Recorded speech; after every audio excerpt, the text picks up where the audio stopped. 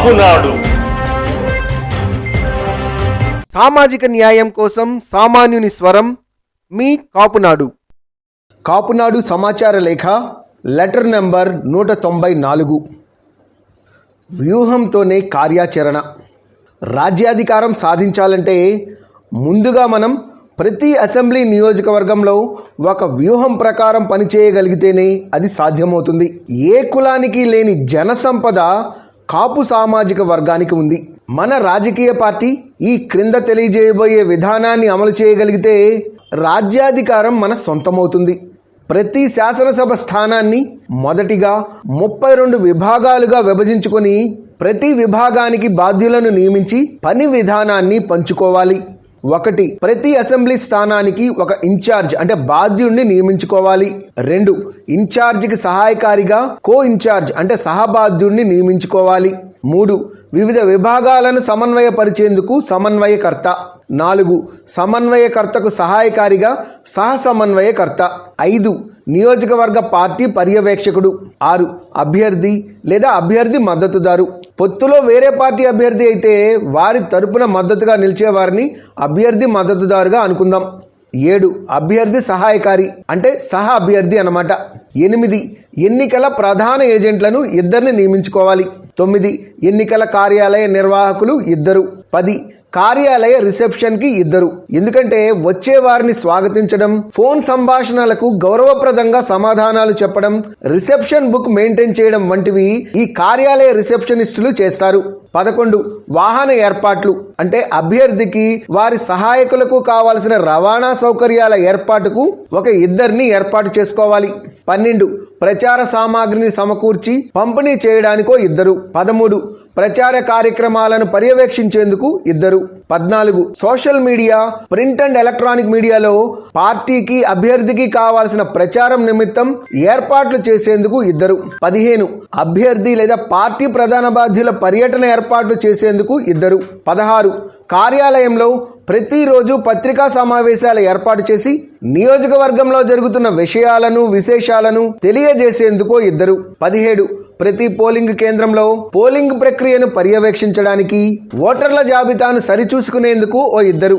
వీరు శిక్షణ తీసుకొని దొంగ ఓట్లను అరికట్టే ప్రయత్నంలో ఆ ఓట్లను ఛాలెంజ్ చేసే విధానాన్ని తెలుసుకొని చాకచక్యంగా వ్యవహరించేందుకు, ఎన్నికల ప్రక్రియ పర్యవేక్షణకు వచ్చే అధికారులను సమన్వయపరుచుకుంటూ పనిచేసేందుకు ఈ 2 పనిచేస్తారు. 18. నియోజకవర్గంలో కార్యకర్తలు నిర్వహించే టెంట్లకు కావాల్సిన సామాగ్రి తదితర వనరులను నిర్వహించేందుకు అవసరాన్ని బట్టి వ్యక్తులను నియమించాలి. 19. ఎన్నికల కమిషన్ సూచనలను పాటిస్తూ వారి నియమాలను అనుసరిస్తూ ఖర్చులను పద్దులు అంటే అకౌంట్స్ నిర్వహించేందుకు 2. 20. ఎన్నికల వేళ సభలు సమావేశాలకు అనుమతులు మరియు న్యాయపరమైన వ్యవహారాలను నిర్వహించేందుకు 2. 21. కౌంటింగ్ సమయంలో పాటించవలసిన జాగ్రత్తల విషయంలో అనుభవజ్ఞులతో శిక్షణ పొంది ప్రతి ఓటును పరిశీలించేందుకు కౌంటింగ్ ఏజెంట్లు. 22. నియోజకవర్గంలో ఓటర్ల సంఖ్యను బట్టి వాటి గణాంక వివరాలను క్షుణ్ణంగా పరిశీలించి సామాజిక న్యాయ కోణంలో ఆలోచించి అనుసరించాల్సిన వ్యూహాన్ని, వాటికి కావాల్సిన అనుభవజ్ఞులతో కూడిన ఒక కమిటీని ఏర్పాటు చేసుకోవాలి. 23. ఎన్నికల కమిషన్కు, పోలీసు శాఖకు ఇలా అన్ని డిపార్ట్మెంట్లకు నియోజకవర్గంలో జరిపిన ఉత్తర ప్రత్యుత్తరాలను లేదా వాటి నకళ్లను భద్రపరిచేందుకు ప్రత్యేకంగా 2. 24. నియోజకవర్గ స్థాయిలో స్థానిక అవసరాలను బట్టి మేనిఫెస్టోను తయారు చేసి వాటిని ప్రజలకు చేర్చేలా కరపత్రాలను, గోడపత్రికలను తయారు చేసి డివిజన్ లేదా వార్డు స్థాయికి పంపేందుకు 2 బాధ్యులు. 25. పార్టీకి సంబంధించిన ప్రచార వీడియోలను ప్రజల్లోకి తీసుకువెళ్లేందుకు 2 వీడియో వ్యాన్లు. ఆ వ్యాన్లో ఒక పెద్ద LED స్క్రీన్ మరియు వీడియోలు ప్రసారం చేసేందుకు DVD ప్లేయర్ లేదా తత్సంబంధిత పరికరాలు, వాటిని నిర్వహించేందుకు తగిన సిబ్బంది. 26. అసెంబ్లీ నియోజకవర్గంలోని ప్రవాసాంధ్రులను, ప్రవాస భారతీయులను ఎన్నికలకు అనుసంధానించేందుకు, సమన్వయపరిచేందుకు ప్రత్యేకంగా 2 కార్యకర్తలు. 27.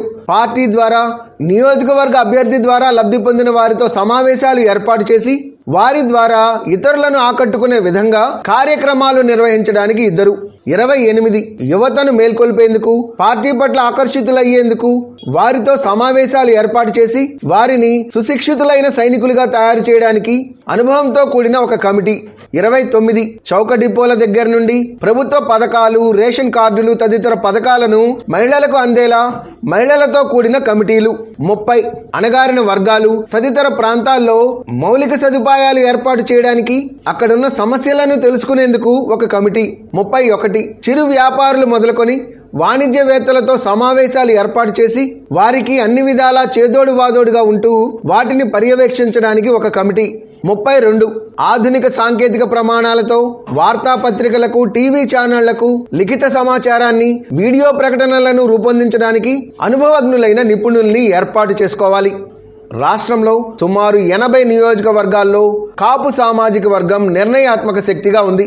వ్యూహాత్మకంగా వ్యవహరించి టార్గెట్ 1+1 ఫార్ములాని అమలు చేయగలిగితే ఈ 80 నియోజకవర్గాల్లో గెలుపు దిశగా మన ప్రయాణం స్పష్టంగా ఉంటుంది.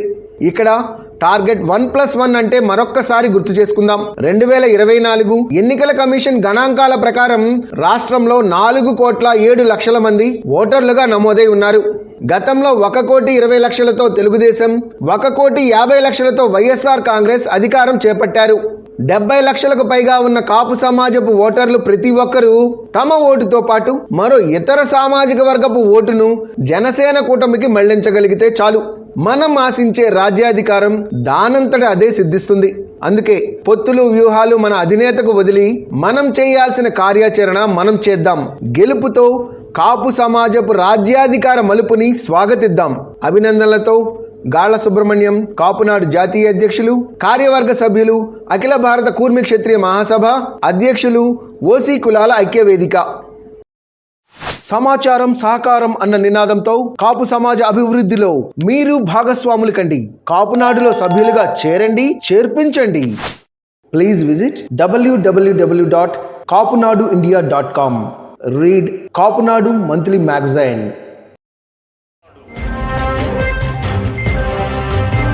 Please subscribe our channel.